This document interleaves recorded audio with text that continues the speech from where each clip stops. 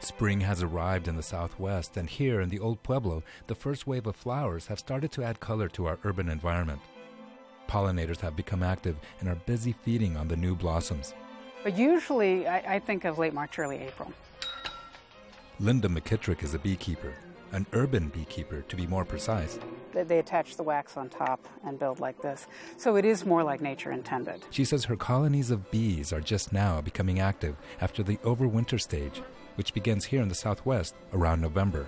Basically, they begin to shut down their brood cycle for the winter, and they want to preserve the resources. One bee colony is its own kind of super creature. They don't think in terms of individual bees. They think in terms of the whole, if you will. So they kick out the drones since they don't really contribute much, and they tend to be a drag on the resources. People have fruit trees and gardens, and all that's very helpful, but it isn't like a flow. When all the mesquite bloom here, you can actually hear bees, in the trees.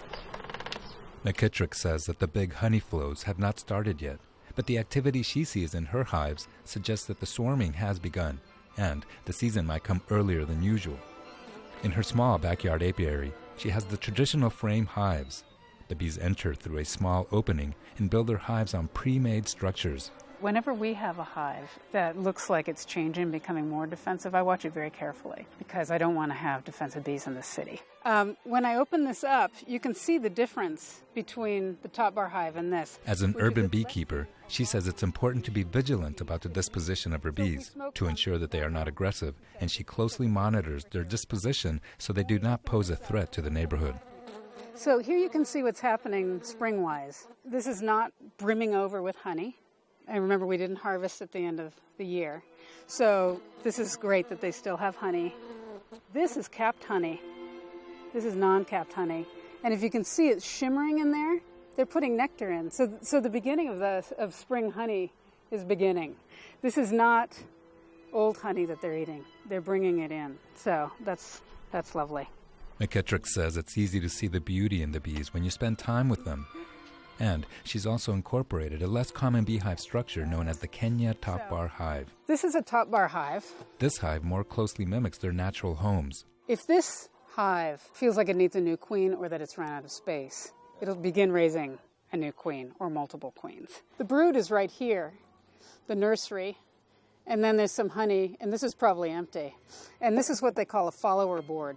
So in the spring and summer, this will be filled to here. Here you can see where the honey had attached. McKittrick says this design allows the bees to remain relatively undisturbed when she works with them. And it also allows for easier access to the honey and wax during the harvest. One of the pros of this kind of hive is that I think it's easier on the beekeeper's back. Here you can see it also. So I'm just going to remove this follower board and see what's going on. I think there isn't a lot going on. Here you can see that they're able to build more like they do in a tree trunk, right? When you're working with bees, it's just good to be aware of where you are. I like to use all my senses. I like to listen to what's going on in a hive. I like to see what's going on.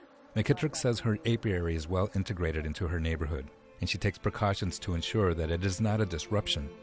And she says the recent renaissance of the urban beekeeping practice is tied to people's desires to reconnect with local, organic, and sustainable food systems. I'm guessing that urban beekeeping is more like it used to be in the old days.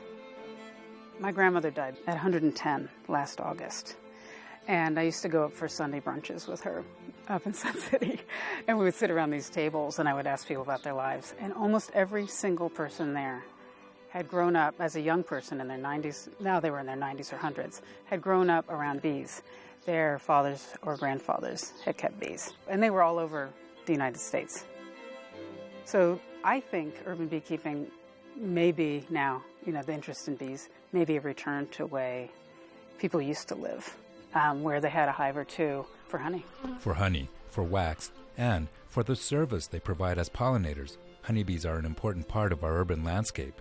And McKittrick points out that because of the diversity of their habitat, they have largely been unaffected by the recent colony collapse disorder that has devastated the commercial beekeeping industry. This is really one of the most beautiful things, I think, in nature.